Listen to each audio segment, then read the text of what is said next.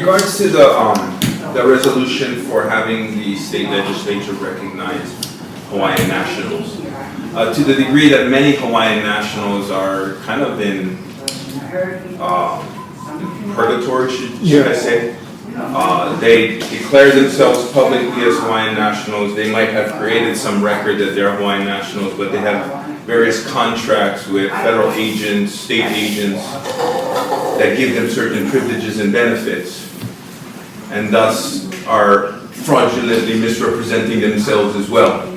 And so I'm wondering to what degree can the transitional authority help to illuminate that whole issue?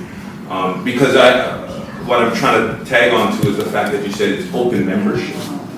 And I'm thinking that it's not so much a membership issue, it's an issue of us recognizing who we are and who we're contracting with and why we're wanting to contract for those certain benefits and privileges over standing on our birthrights and making that claim and making that action, you know. And so I was wondering to what degree is the transitional authority going to help educate on that?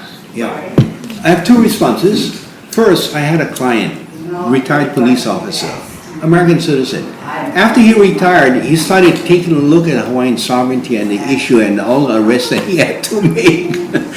And he said something wrong. And then he started reading, and after reading and getting an understanding and coming to meetings, then he made a change. And he says, hey, the reality is that I'm not a U.S. citizen, I'm a Hawaiian national. Some people ask me, how can you say that? Because you sign your employment and all that stuff. You say you're a U.S. citizen. And his response was, does a baby run immediately, or do you need to take step-by-step process to learn how to walk, how to crawl, how to walk, and then to run? I didn't know anything like that before, but now as I know, I cannot deny it, and I need to make the changes. And so I need to be unafraid of making the changes and the commitment to who I am. That's how one individual, and I've come across many other individuals who have made that conscious change. Even myself, when I joined the U.S. military, I swear to uphold the U.S. Constitution, I'm an American citizen. But after coming to the realization, you cannot stick to that lie.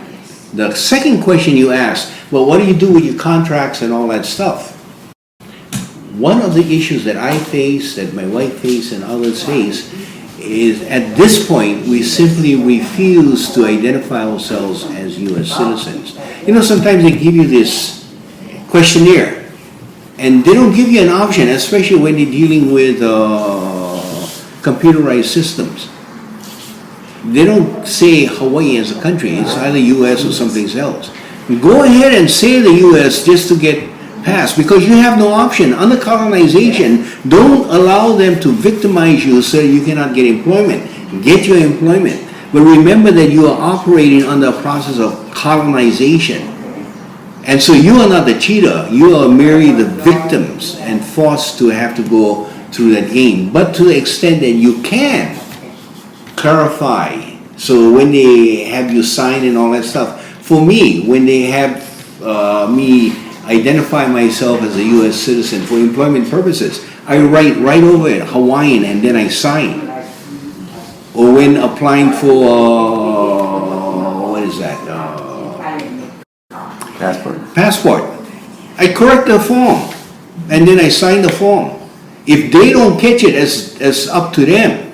But I ain't gonna lie for them. Yeah. So there are many games that you have to go through. It's not clear, it's not as simple, and it's part of the challenges that we have to go through now.